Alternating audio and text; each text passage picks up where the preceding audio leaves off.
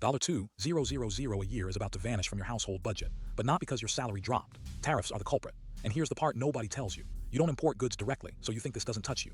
But tariffs are embedded in roughly 60–80% of the retail goods you buy every single day. Your groceries, your clothes, your car, your appliances. Within 12–18 months, a 3–5% effective tariff pass-through on tariff-exposed categories could cost $60K, $100K household, $450, $750 annually in lost purchasing power.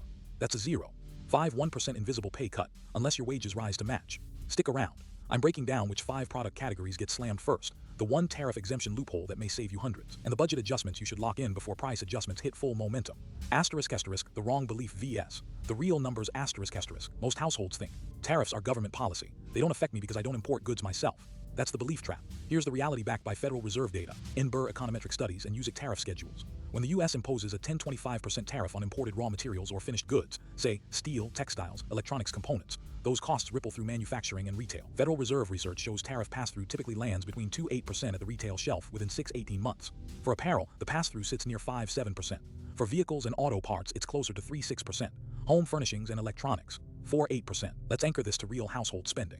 The average American household earning $60K, $100K spends roughly $3,000, $4, $500 annually on apparel, $4, $6, $000 on vehicles and fuel, $2, $3, $500 on home goods and appliances, and $1, $500, $2, $500 on groceries with imported inputs. That's $10, $500, $16, $500 in tariff-exposed categories per year. At a 3–5% effective tariff pass-through, you're looking at $315, $825 in cumulative price increases annually. And that's conservative, because we're not counting energy, shipping, or wage pressures retailers pass forward. ***, which 5 categories get hit hardest? First. Apparel and footwear. Over 97% of U.S. clothing imports come from Vietnam, China, India, and Cambodia. A 25% tariff on apparel textiles, already proposed in multiple tariff schedules, translates to roughly 5–7% retail price increases within 12 months. A $50 shirt becomes $52, $50, $53, $50. A family of 4 buying just basic seasonal wardrobe sees $200, $400 extra per year. Vehicles and auto parts. Cars contain imported components from Mexico, Canada, Germany, Japan, and China. A 10–15% tariff on auto parts triggers 3–5% retail price increases. A $35, $000 sedan costs an extra $1, $50, $1, $750. A used Honda Civic sees similar bumps over a 5-year vehicle ownership cycle. That's $200, $350 annually in lost real value. Third. Home appliances and furnishings. Refrigerators, washers, microwaves, furniture. Most come from Mexico, China, or Vietnam. Tariffs here pass through at 4–6%.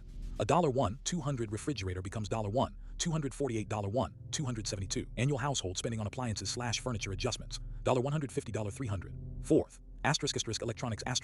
Phones, laptops, TV, chargers. Almost all consumer electronics are imported. A 10–20% tariff on electronics components means 3–5% retail increases. A $1,000 laptop becomes $1, $30, $1, $50. Annual impact for a household upgrading devices, $100, $250. Fifth, groceries with imported inputs. Coffee, cocoa, avocados, seafood, olive oil, cheese. These face tariffs on the raw input or the finished import. A 15–20% tariff on agricultural imports passes through at 2–4% on retail prices. Annual grocery bill impact, $300, $600 for a family of 4. The tariff exemption loophole. Here's the one lever households can actually pull. Monitor and claim tariff-related price increases on Form 1040 Schedule C, self-employed/business use, or file a tariff injury waiver claim if you own a small business. More importantly for consumers, track large purchases, vehicles, appliances, electronics, and time them before tariff phase-ins officially take effect. When tariff schedules are announced but not yet live, usually 60–90-day grace periods, retailers often lock in pre-tariff pricing. Buy a car in month 2 of a 3-month phase-in window, and you save $500, $1, $500 versus buying post-implementation. Second loophole, domestic substitutes for tariff-exposed imports. Buy U.S.-made apparel when available. Yes, it's pricier upfront but no tariff pass-through. Choose domestic appliances. This reduces pass-through exposure by 30–50%. What you should do now. Don't panic spend or panic save. Instead, 1. Calculate your household tariff exposure. Use BLS CPI category spending data and multiply by your annual spend on apparel, vehicles, home goods, and groceries. 2. Front-load large purchases, car, refrigerator, washer, before tariff phase-in windows close. 3. Adjust household savings targets upward by 1–2% to cushion the 0.51% purchasing power loss. 4. Review debt commitments. If you're locked into fixed-rate debt, rising prices erode real debt burden good. If you're on variable-rate debt or leases, rising prices hurt you bad. Refinance before they climb. Markets reward the patient and the prepared.